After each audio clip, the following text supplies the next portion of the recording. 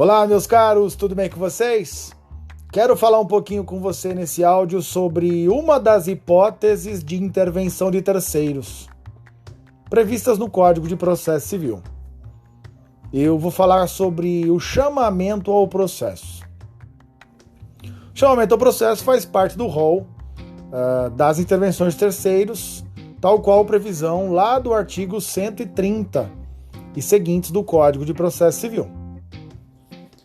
Antes de qualquer coisa, é importante destacar que o processo, ele nasce, ao menos com a presença de duas pessoas, né? Alguém figurando o polo ativo, aquele que a gente chama de autor, e alguém figurando o polo passivo, que é o réu da nossa ação, né? Pois bem, o chamamento ao processo, ele é uma figura utilizada pelo réu, é um instituto utilizado exclusivamente pelo réu. Então o réu do processo sente falta de alguém ao lado dele na relação jurídica processual. O réu olha e fala, poxa, mas eu tô sozinho nessa disputa aqui? Eu acho que tinha que ter mais gente aqui do meu lado. Então o chamamento ao processo é exatamente essa ideia. É o réu perceber que ele não é o único responsável pela lide. Ele não é a única pessoa que deve estar ali ocupando a posição de réu. E ele vai se utilizar desse expediente para proporcionar o ingresso de outras pessoas que irão ocupar posição semelhante à dele. O chamamento ao processo é uma figura de intervenção de terceiro provocada. E ela é provocada única e exclusivamente pelo réu. Detalhe, hein? Só o réu faz chamamento ao processo. O autor nunca fará chamamento ao processo. O juiz também não vai utilizar-se desse tipo de situação. Ele nem pode. Não é uma figura que admite a utilização de ofício. O juiz não pode chamar alguém de ofício ao processo. É só o réu que vai chamar. E o 130 nos vai trazer 3 situações em que o réu pode se utilizar desse tipo de expediente processual.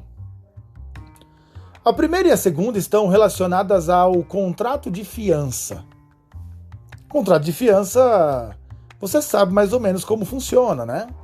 É aquela situação através do qual alguém devedor, digamos, convida um terceiro para ser responsável pelo adimplemento da obrigação.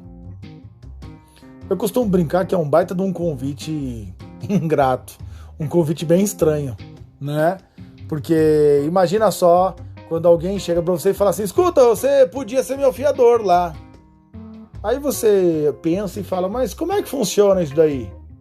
Não, é simples, fica tranquilo. Eu estou assumindo uma obrigação, e se porventura eu não pagar, você paga para mim. Gente, por mais incrível que pareça, é exatamente isso. Aí nesse momento você está pensando, fala, professor, por que alguém é fiador de alguém nessa vida? Não me faça essa pergunta, eu também não sei responder. É super desconfortável a posição do fiador na relação obrigacional. Mas uma coisa é clara, é perfeitamente possível, a fiança é uma das garantias pessoais, também chamada de garantias fidejussórias.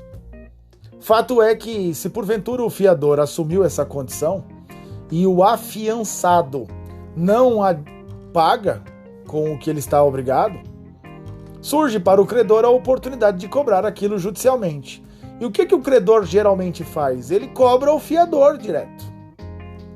Então o credor ingressa com uma ação em face de um fiador. Nesse cenário, perceba aquela fala que eu te disse logo no início. O fiador olha o processo e fala, poxa, eu estou tão sozinho aqui. Eu acho que tinha gente que deveria ocupar uma posição aqui ao meu lado. Quem é essa pessoa, gente? É o devedor principal. Aquilo que a lei chama de afiançado. Então veja, o fiador é o réu, ele pode chamar ao processo o afiançado. É a primeira hipótese. A segunda hipótese também está relacionada à fiança, mas nesse cenário eu tenho 2 ou mais fiadores na mesma relação obrigacional.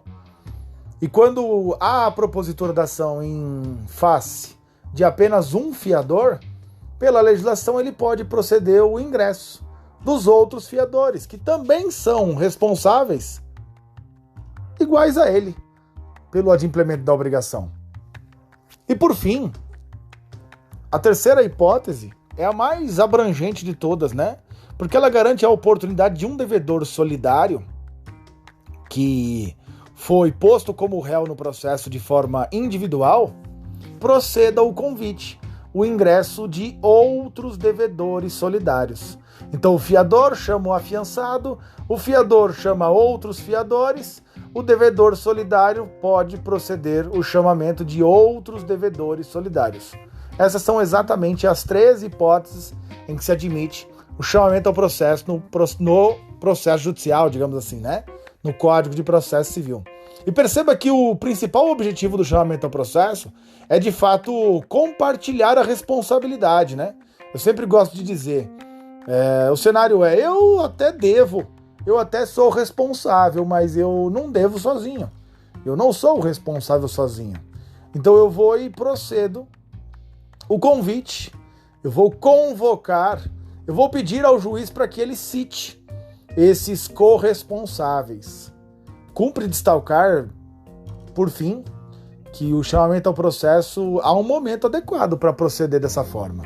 O réu deve se utilizar do momento em que ele vai apresentar contestação.